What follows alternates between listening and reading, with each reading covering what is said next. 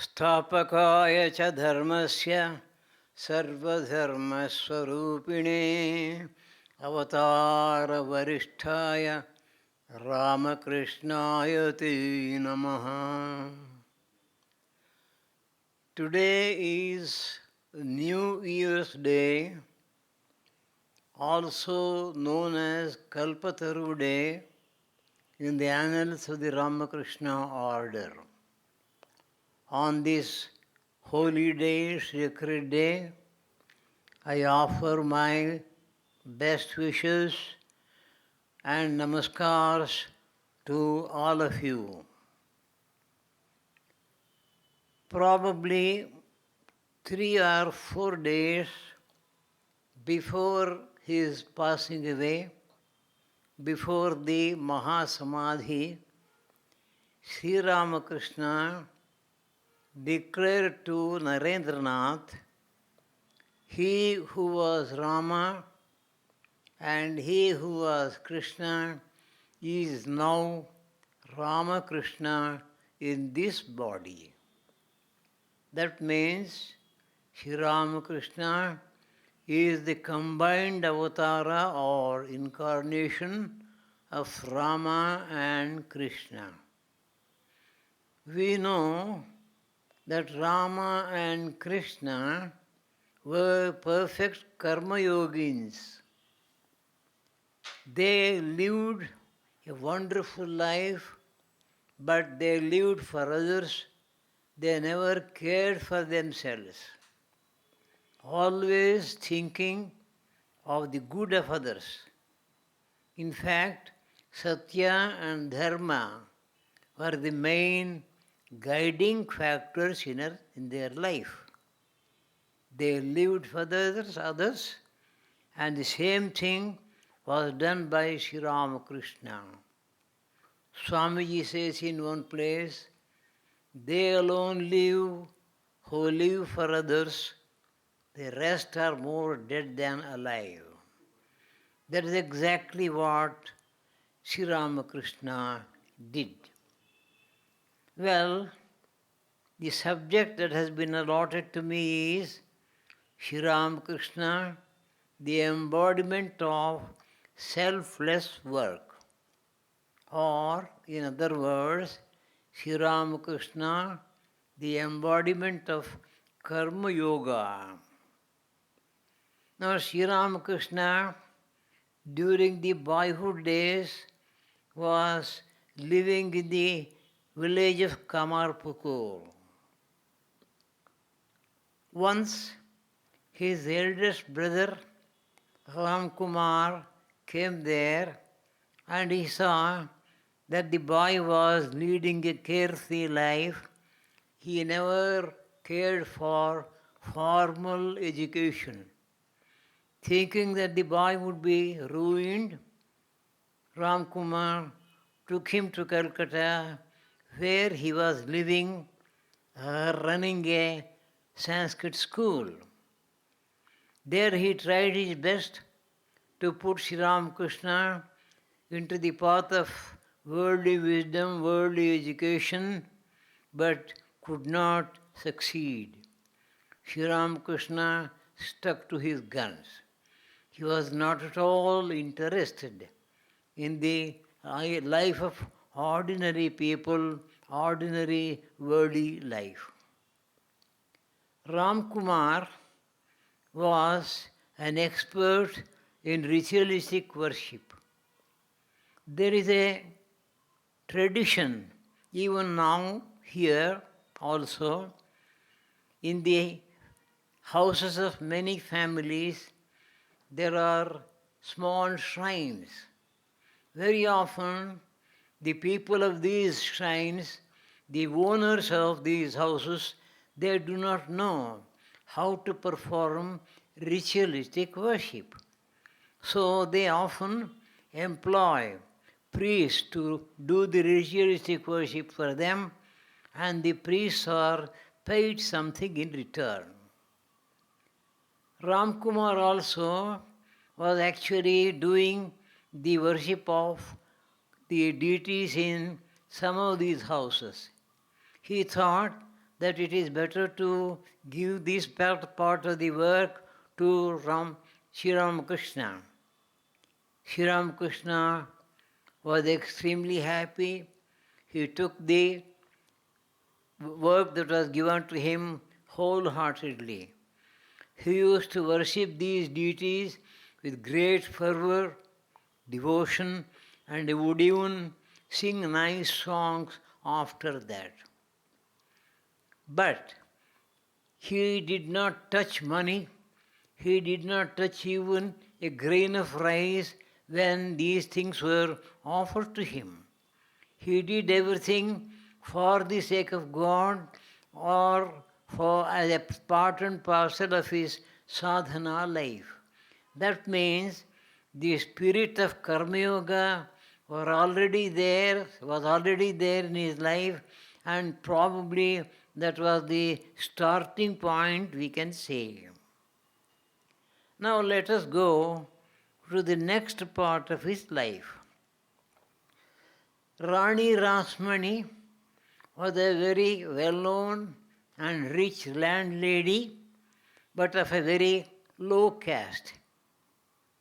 At the instance of Mother Kali's order, she had built a wonderful big campus of the Kali temple, temple of Mother Kali. There were some technical problems because of which many of the Brahmanas were not coming to take up the work of worship in the temple.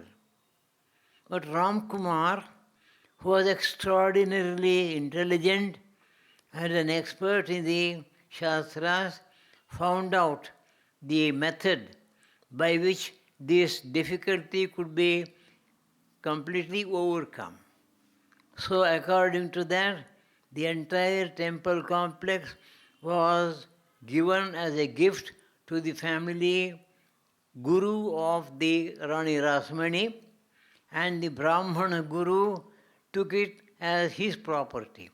Once it became his property, technically, there was no problem in taking up the worship of the deity. After this was done, Rani Rasmani requested Ramkumar himself to do the worship. Now, during these periods, Sri Ramakrishna was very much opposed because he was very much bigoted and he never agreed to all these things to manage a temple built by a Shudra. But very soon the problem was solved. After some time, Sri Ramkumar found that it was very difficult to continue with the worship of Mother Kali because of age and because of other problems, health problems, say. By that time, Sri Ramakrishna had reconciled himself, so Ramkumar handed over the worship of Mother Kali to Sri Ramakrishna after getting him initiated properly. Just at the time, Hriday came, nephew of Sri Ramakrishna. He was living with Sri Ramakrishna in the temple and helping him in every way. Sri Ramakrishna was very happy to worship Mother Kali, take care of the ritualistic part of it, and Hriday would do all other work. This went on for some time. Very soon, the idea came to Sri Ramakrishna whether the image of Mother Kali, the stone image of Mother Kali, was only a stone, or whether the Divine Mother is really living there. Now started the period of his sadhana. Almost every day, in the night, he would go to the forest area of the Dakshineshwar garden and spend the whole night in praying, in meditating to Mother Kali. There had been quite a few days on which Sri Ramakrishna used to roll on the ground on the bank of the Ganges river, requesting the mother to reveal herself. Dekha din, dekha din. Finally, he decided there was no use living this life if it is not possible to have a vision of Mother Kali. So one day, his mind was so excited that he took the sword from the hand of Mother Kali's image and was about to cut his own throat. Just at the time, he lost all consciousness and had a wonderful vision of Mother Kali inside, fully living and conscious. After some time, Mother Kali just dissolved herself into infinite light, all pervading infinite light, wonderful, blissful light. So thus, Sri Ramakrishna had a twofold realization, Saguna, Sakara, Nirguna, Nirakara. Both aspects of God he had realized by now. Now from that day onwards, Mother Kali was not a stone image to him, she was a real living mother to him. So once he came to this stage, then the rest of the life was comparatively very easy. We know from his life that very soon Bhairavi Brahmani, Jatadhari and the Sadhu all came to teach him. Under them, he took the spiritual practices, but as soon as he touched the first step of the spiritual practice, he would get the realization. So all these things were more or less like a confirmation for what he had already done. Or, to put it in other words, he had realized God entirely by himself, by his own efforts, without the help of any guru like Totapuri or Jatadhari or Bhairavi Brahmani. At the same time, he got these experiences a second time through them just for confirmation, we can say. Now that completed his realization, realizing Mother Kali or realizing Brahman, God, the all-pervading spirit, through the symbology or the image of Mother Kali. Sri Ramakrishna was not an ordinary type. Generally, realized souls, they won't go to the world and declare that they are men of realization. They don't take up the task of teaching people. Only when people come to him, they will start teaching them.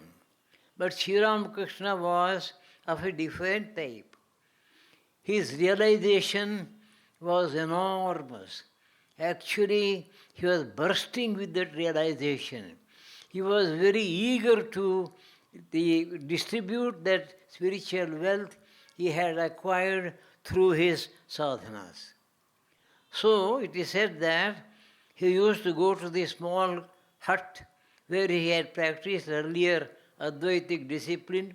He would climb to the top, and from there he would shout at the top of his own voice, asking his disciples from Calcutta and other places to come to learn about spiritual practices, spiritual wisdom. Very soon, God heard his prayers. Through the medium, like Keshav Chandra Sen and others, slowly the people of Calcutta started coming to know about the Paramahamsa. Sri Ramakrishna Paramahamsa, the great sage who was living in Dakshineshwar, a man of God, a man of supreme realization. And most of the people who were attracted by these teachings of Sri Ramakrishna were young people. And Sri Ramakrishna also was happy.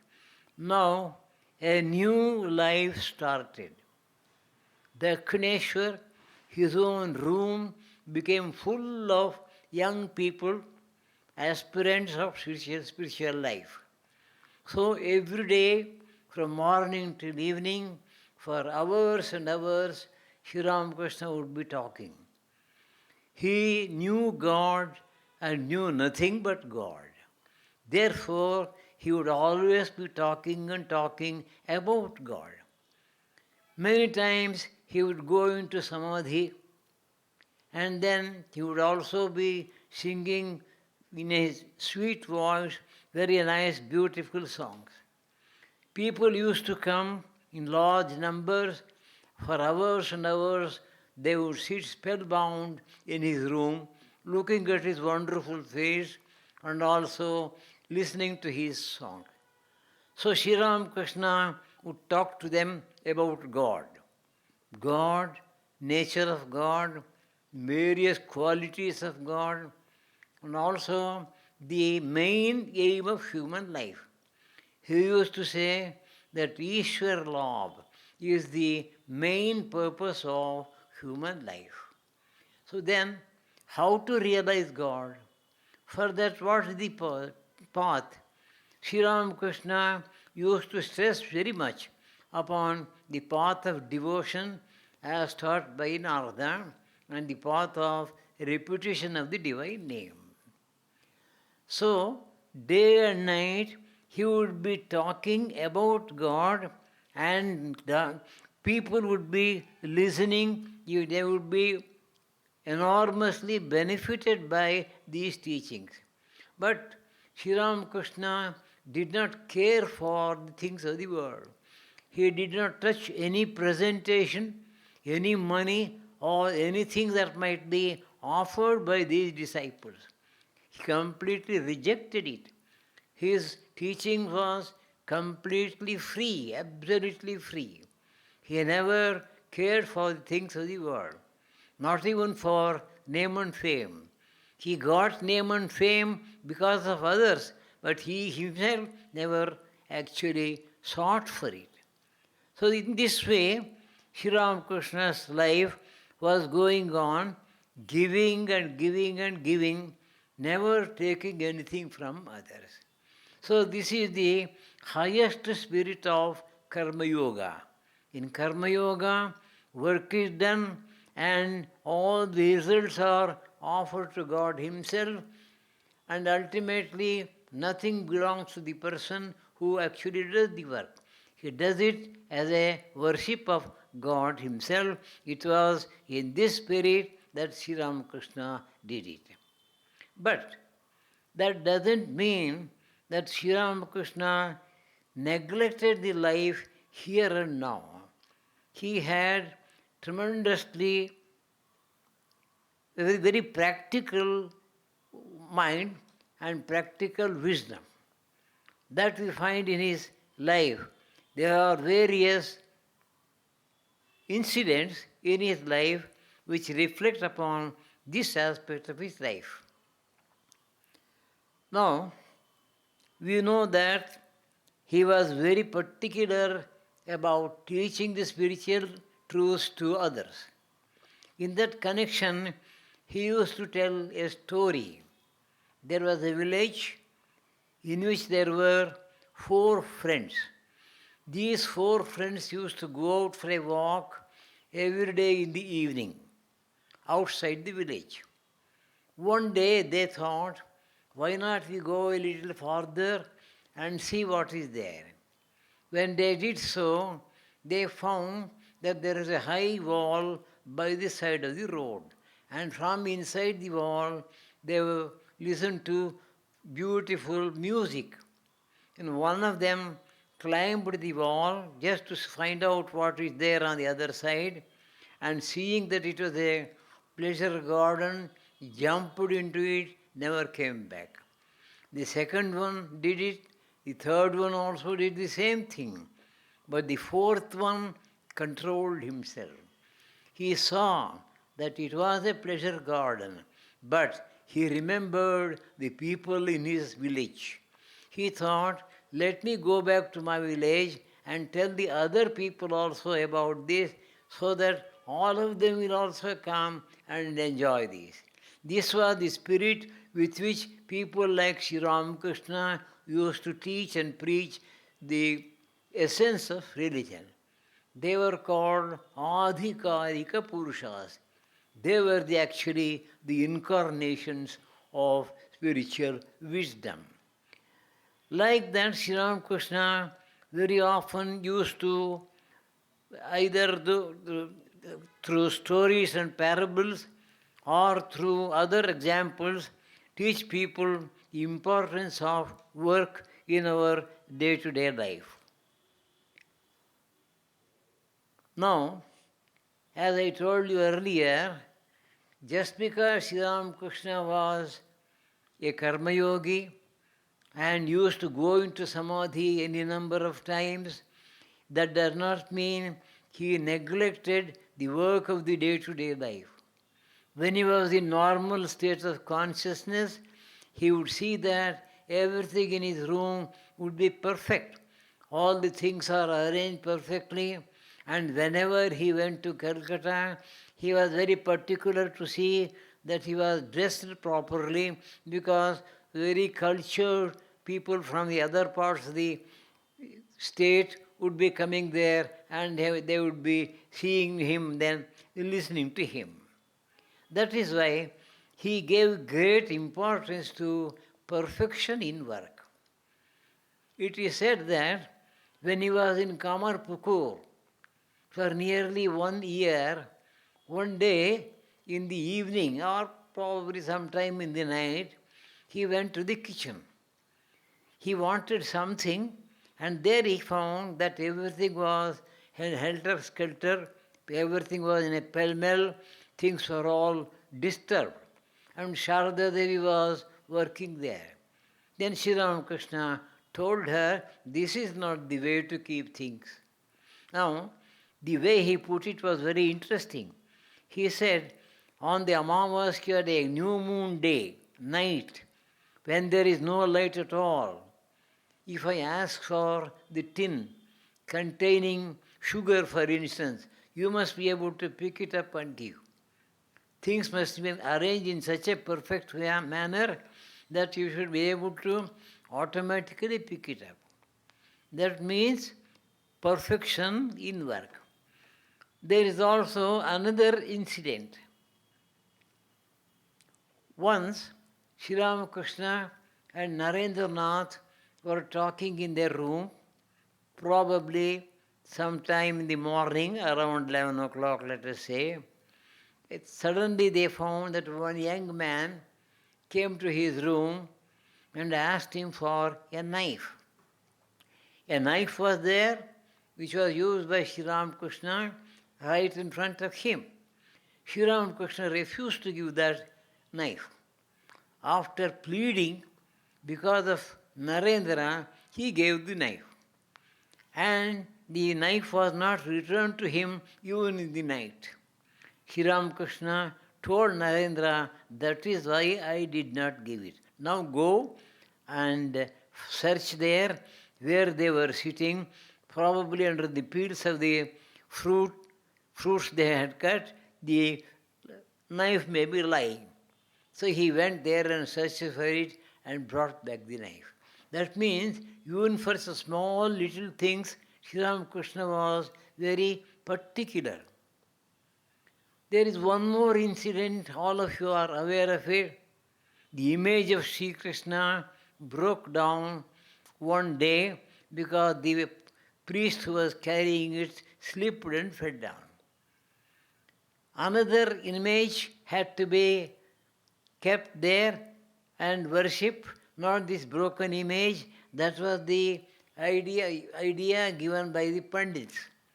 But Sri Ramakrishna solve the problem in a different way. Suppose the Rani's son-in-law breaks his hand or foot, do they bring another son-in-law? No. He will be made to undergo the treatment. In the same way, let the image be repaired. He himself repaired the image to such an extent so nicely that nobody could know where it had broken.